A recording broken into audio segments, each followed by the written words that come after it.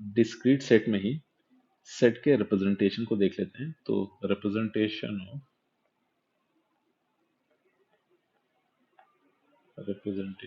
Of तो discrete set में ही बात हो रही, तो इसको मैं ऐसे लिख रहा हूँ, रिप्रेजेंटेशन ऑफ अ सेट। ठीक है, तो सेट से यहाँ पर मीनिंग है फिलहाल डिस्क्रीट सेट। तो रिप्रेजेंटेशन ऑफ डिस्क्रीट सेट या फिर सेट की अगर बात की जाए, तो इसके रिप्रेजेंटेशन को दो कैटेगरीज में डिवाइड किया गया है। सबसे पहले तो अपने पास होता है रोस्टर फॉर्म, नेक्स्ट अपने पास हो जाता है set builder form.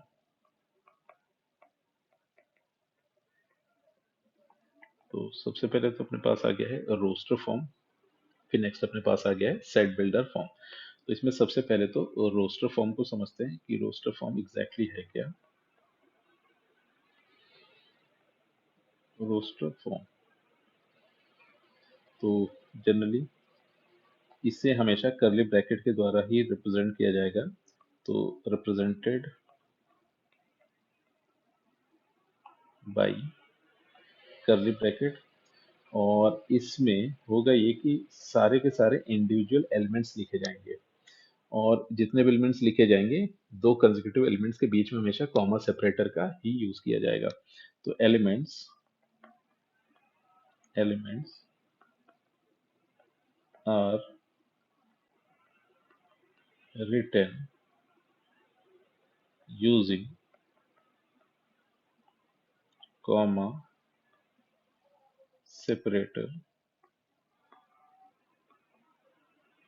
between two consecutive elements। तो दो consecutive elements के बीच में हमेशा कॉमा सेपरेटर का यूज किया जाएगा। और फिर फर्दर इस सेट पर बेस्ड कुछ एक एग्जांपल्स उठाने से पहले सेट पर बेस्ड कुछ एक कन्वेंशंस देख लेते हैं। तो कुछ एक इम्पोर्टेंट कन्वेंशंस अपने पास गिवन है, तो वो कन्वेंशंस क्या क्या है वो समझते हैं सबसे पहले।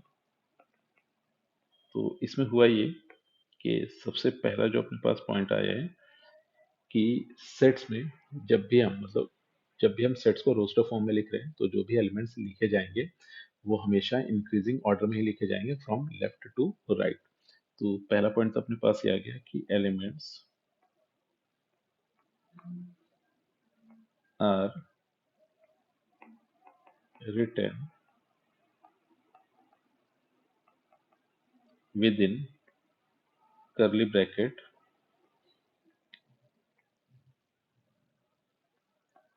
left to right, left to right in increasing order only। तो हमेशा इंक्रीजिंग ऑर्डर में ही लिखा जाएगा। फिर अगर सेकंड पॉइंट की बात की जाए, तो ये जो भी सेट्स होंगे इनको हमेशा कैपिटल लेटर्स से रिप्रेजेंट किया जाएगा या फिर स्पेशल सिंबल के द्वारा रिप्रेजेंट किया जाएगा। तो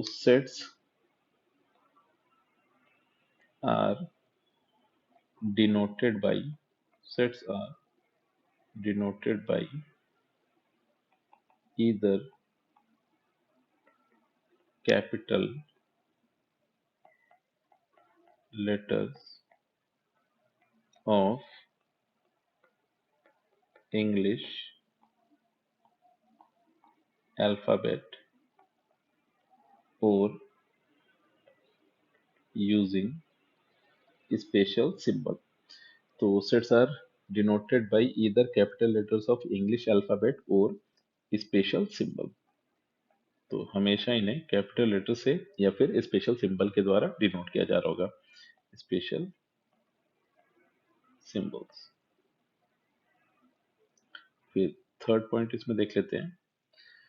तो अगर थर्ड पॉइंट की बात की जाए, तो अगर कभी भी एलिमेंट्स का रिपीटिशन होगा या फिर रिडंडेंसी देखी जाएगी, तो सेट्स में हमेशा एलिमेंट्स को सिर्फ और सिर्फ एक बार लिखा जाएगा। तो if repetition if repetition if repetition, of any, element occur, then it will be written only one time। तो उसको सिर्फ और सिर्फ एक बार ही लिखा जाएगा। तो ये तो आ गया अपने पास रोस्टर फॉर्म, कैसे रिप्रेजेंट किया जाता है किसी भी सेट का। और फिर साथ ही साथ कुछ एक कन्वेंशंस आ गए कि सेट को लिखते समय हमें किन किन चीज़ों का ध्यान रखना होगा।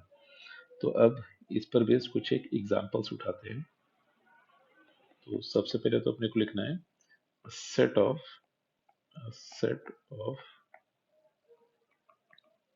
First 5 odd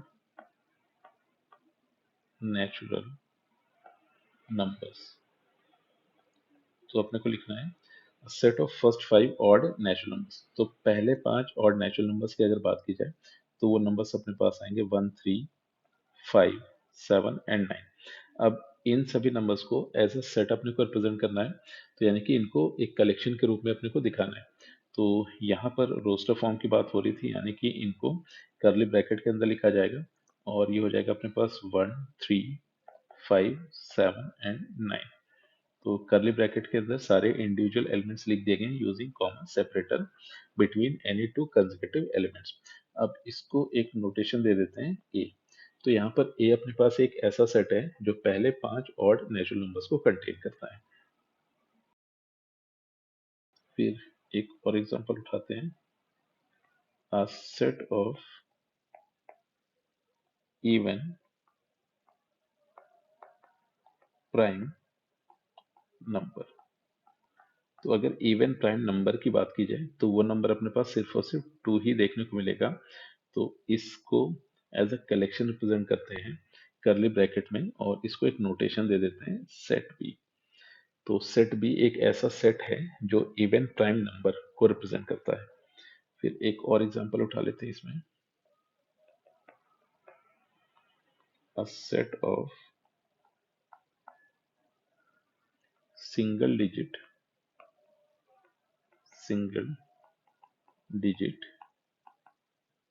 prime numbers. तो अगर सिंगल डिजिट प्राइम नंबर्स की बात की जाए तो वो नंबर्स अपने पास मिलेंगे 2 3 5 एंड 7। तो ये अपने पास आ गए सिंगल डिजिट प्राइम नंबर्स। अब इनका कलेक्शन अपने को रिप्रेजेंट करना था, इनको एज अ सेट अपने को रिप्रेजेंट करना था। तो कर्ली ब्रैकेट का यूज करके इस सेट को रिप्रेजेंट कर दिया गया और इसको एक नोटेशन दे देते हैं सी। अब ये था अपने पास roster form of a set and उस पर बेस्ड कुछ एक एग्जांपल्स। फिर नेक्स्ट यहाँ पर कुछ और टर्मिनोलॉजीज और स्पेशल सिंबल्स देखेंगे। तो फर्दर यहाँ पर अगर देखा जाए तो अपने पास कुछ एक चीजें ऐसे देखने को मिल रही होंगी कि अगर हम सेट सी को देखें तो यहाँ पर एक चीज ये कही जा सकती है कि ये जो एलिमेंट 2 दिया गया है वो सेट सी में है।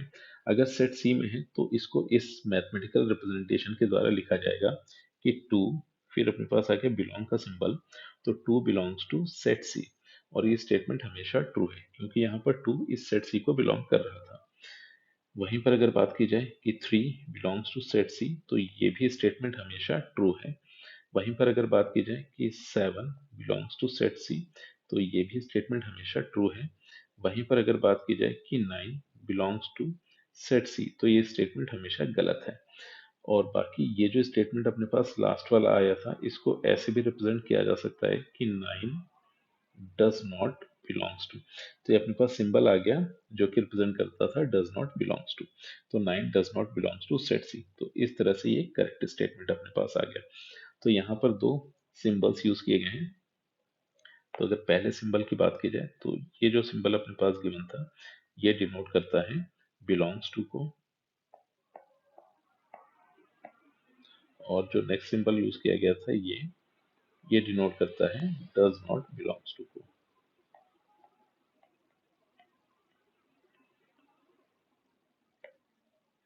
फिर साथ ही साथ एक और सिंबल जिसे फर्दर यूज कर रहे होंगे, तो ये अपने पास आ गया कॉलन सिंबल।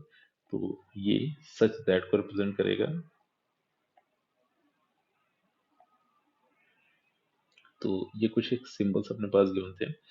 फिर फर्दर कुछ और सिंबल्स भी देखने को मिल रहे होंगे। जैसे अगर बात की जाए तो ये जो अपने पास सिंबल दिया गया है, तो ये फॉर ईच या फिर फॉर ऑल के कॉन्टेक्स्ट में यूज किया जाता है। फिर वहीं पर अगर बात की जाए तो ये अपने पास एक सिंबल आ गया जो कि रिप्रेजेंट करता है देयर एग्जिस्ट को। तो ये अपने पास आ गया देयर एग्जिस्ट। तो ये कुछ एक सिंबल्स थे जो फर्दर यूज किए जा रहे होंगे। तो फिर नेक्स्ट इसमें आगे बढ़ते हैं और सेट रिप्रेजेंटेशन का या फिर डिस्क्रीट सेट रिप्रेजेंटेशन का सेकंड फॉर्म देखते हैं, जिसको कहते हैं सेट बिल्डर फॉर्म।